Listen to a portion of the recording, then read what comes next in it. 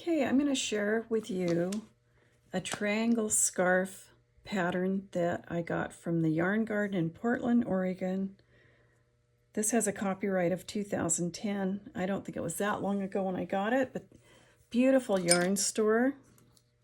They gave this pattern free, and I bought some yarn there and made a really pretty triangle-shaped scarf. The fun thing is you increase and decrease to make the triangle, and then you pull a stitch and the whole thing, you get like a 7-inch fringe. I want to say 7-inch, but it's because it's 7 stitches.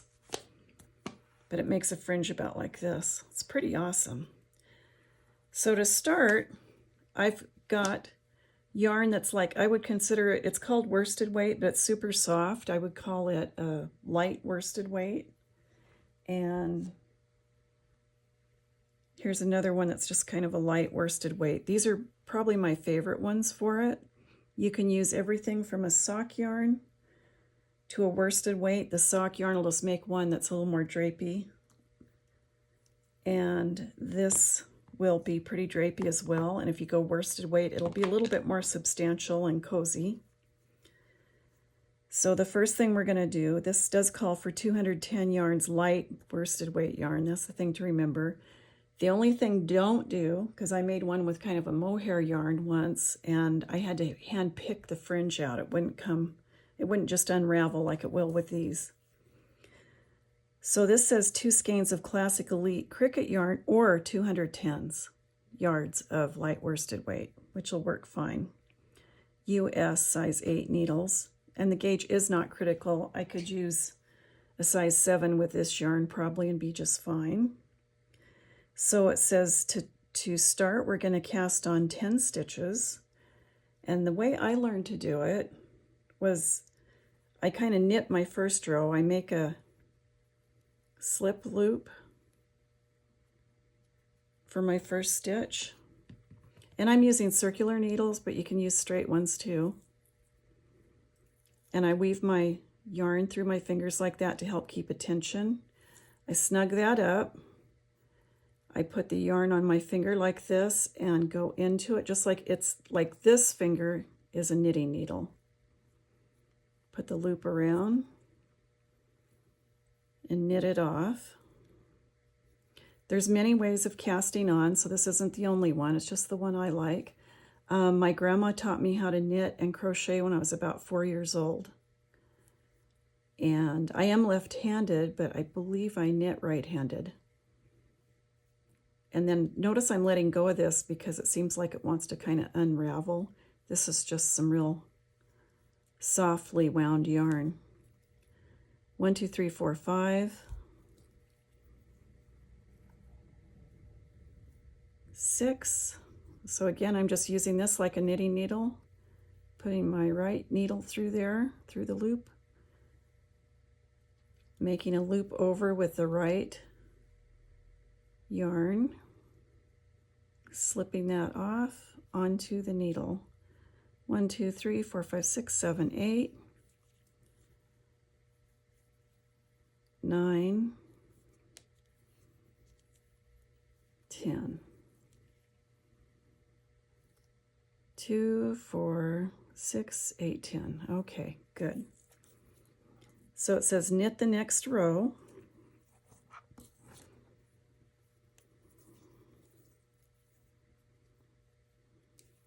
And this is a good beginner project because the only stitch you use is knitting.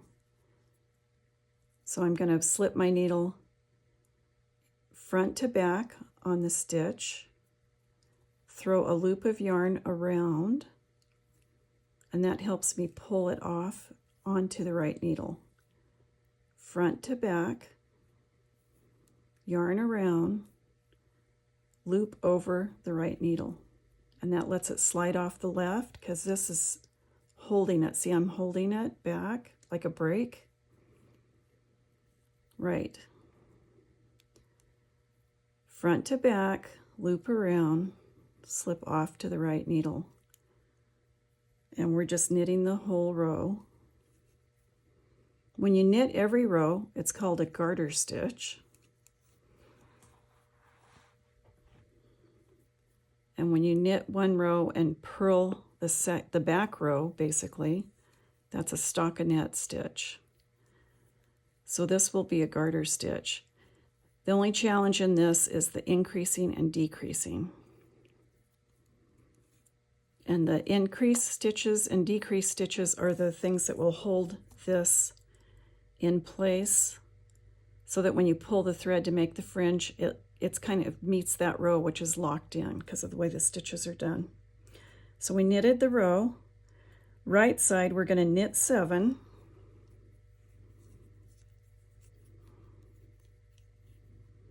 So again, lace your yarn through your fingers to keep a tension. Front to back, loop around, slide it from the left to the right needle.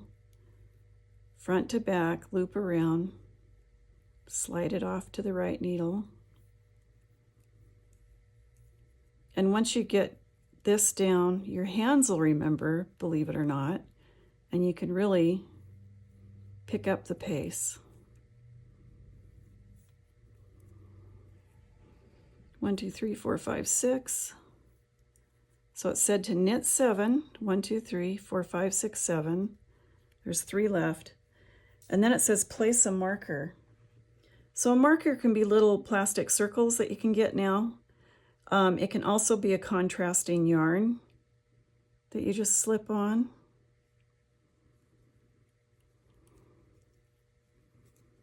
I usually keep it in the front. It doesn't really matter. I made a loop out of this and see it contrasts so it shows nicely. You do not knit this into the project. It just slips from needle to needle.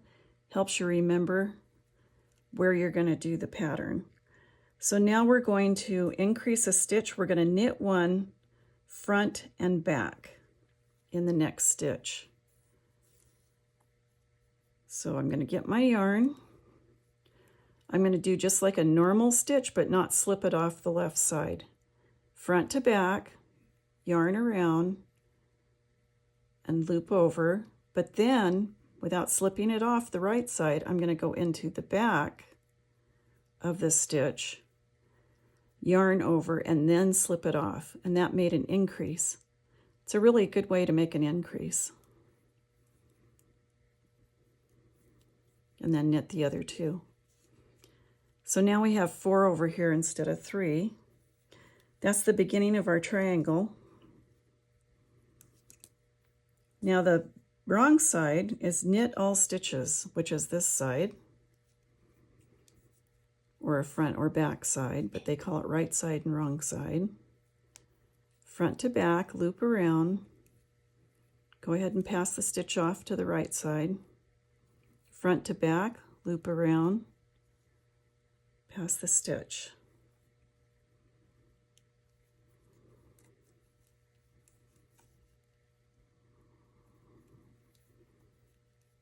And then there's the marker, and I'm just going to pass it, not going to knit it in, and keep going. You don't make your yarn loose there or anything, because this is going to disappear. That's just a marker. It's not to leave a gap in your work. It's just to let you know where you need to do that increase and decrease. So now I'm just going to keep knitting.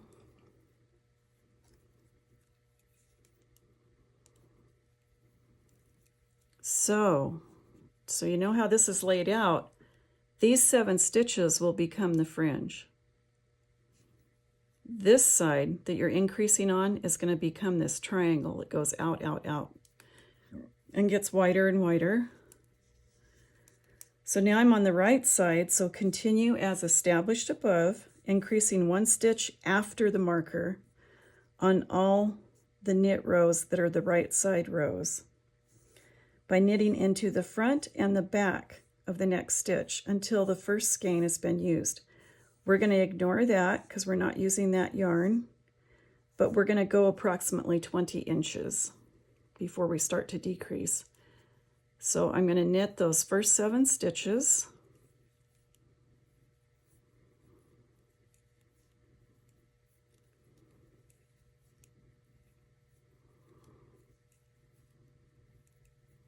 And again, the 7 stitches are the fringe edge.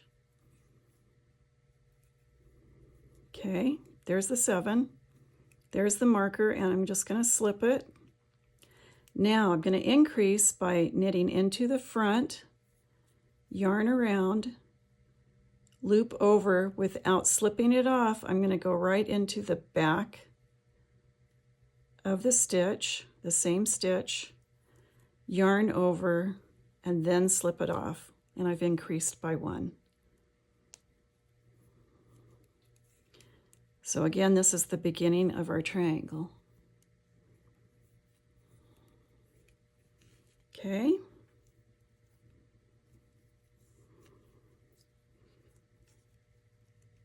And this is the wrong side. This will just be the knit row without any increases, but we will slip the marker.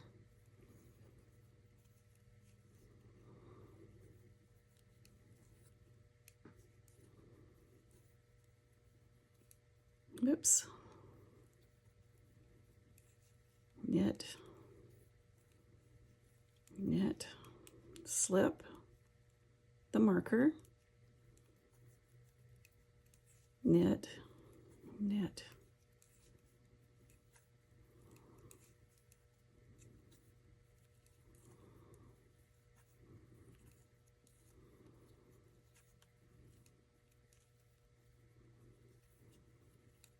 And what you're doing, you're actually weaving with the yarn. You're catching the yarn back and forth with these stitches.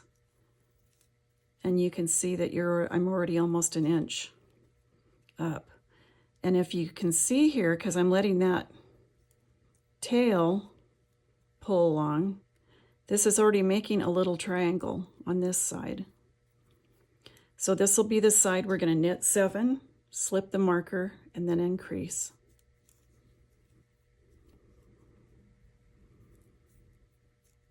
And that's all we're going to keep doing for 20 inches.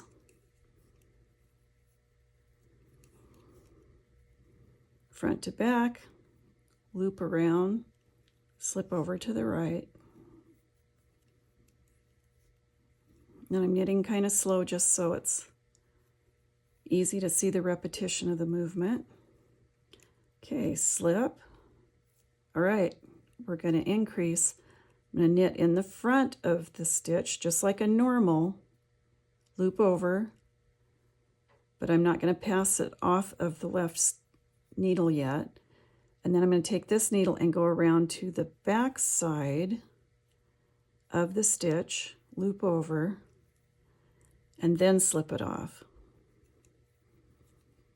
And like I said, if you know how to increase a different way, try and do this way, because I believe this is what locks this in to make this fringe and this not come apart. Okay, now I'm not writing down the rows or whatever I'm on. I just have to know front from back. And the important thing is this is always going to be 7 stitches. And at one point, this will also be 7 stitches. In fact, there's 6 right now, so the next time we increase, it'll be 7. I'm going to put another marker on the fringe side so that I know this is the side I am not increasing. I have made a mistake before where I've increased on this side when they were both 7 stitches. And it wasn't a deal breaker, but you could tell there was a little irregular spot there, and I always could see it real easy. So 1, 2, 3, 4,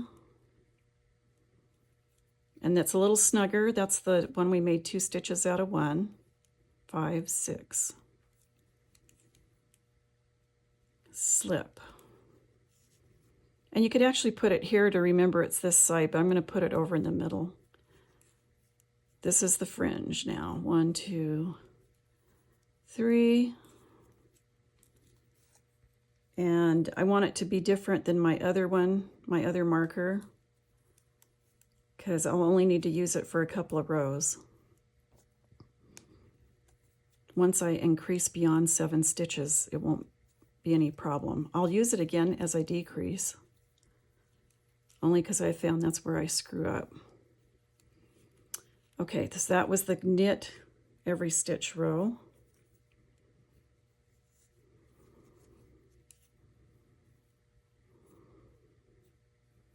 Again, I'm always getting that so I have a tension on it. You might hold it a little differently, but so you can hold tension on your yarn. Knit 1, 2, 3, 4. It could be anywhere, just as long as it's in the middle. Slip the marker, which is coming apart. There we go. Slip. And like I said, this isn't to make a space, just to remind me that that's the fringe side. Okay, and here's why I can screw it up, because, okay, then I slip the marker, and when I increase, it's always right after I slip the marker. Knit in the front to back, loop over, do not take it off, hold on to this one with your thumb, put your needle through the back of the stitch, loop over, and you've increased.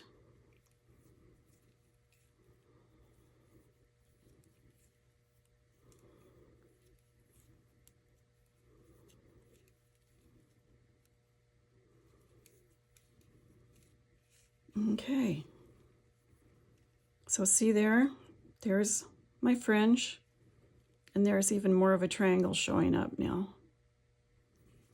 Okay, we're on the back row where we're just going to knit.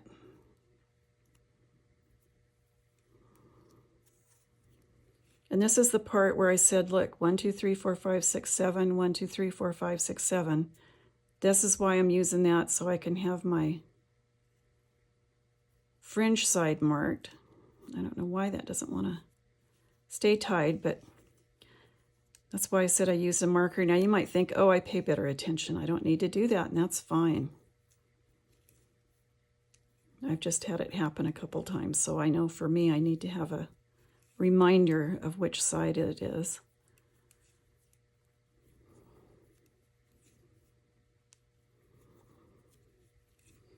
So this side that we keep increasing on, you can imagine at 20 inches, it's going to get pretty wide.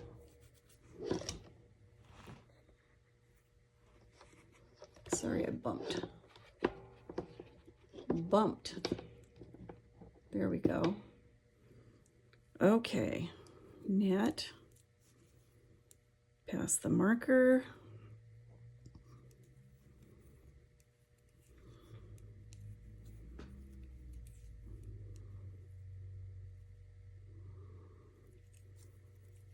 Knit, pass the marker.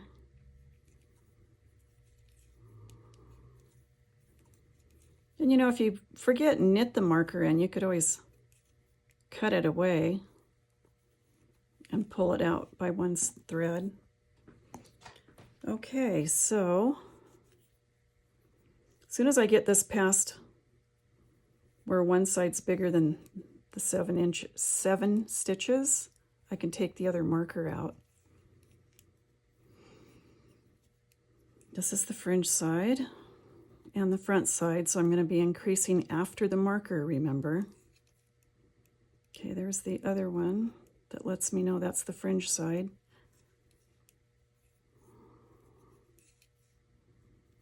Okay, there's the 7, there's the marker, knit in the front to back, throw the loop over, hold it on, twist around to the back,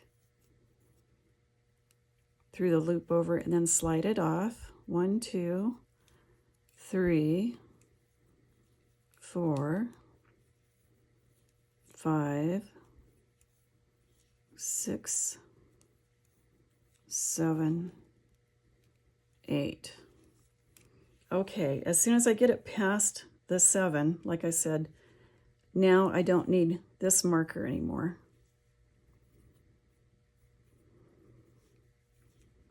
This is going to be just a knit row, the wrong side. but I'll let that marker fall off, the extra marker.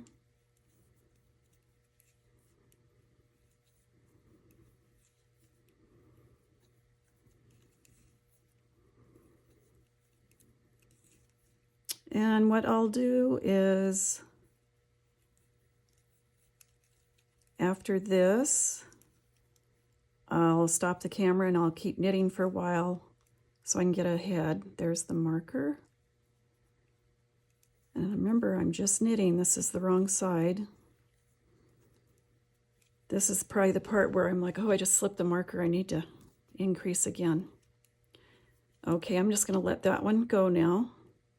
That wasn't good thread. That was embroidery thread, so it was too slickery to hold a knot. So probably use another piece of yarn for your marker. Okay, so I've knit the back side of that. You can really see the triangles starting to come along. And I'll just keep knitting this, increasing 1 stitch on the front side after the marker over and over. So I'm going to knit on this a bit and then come back and show you where I'm at.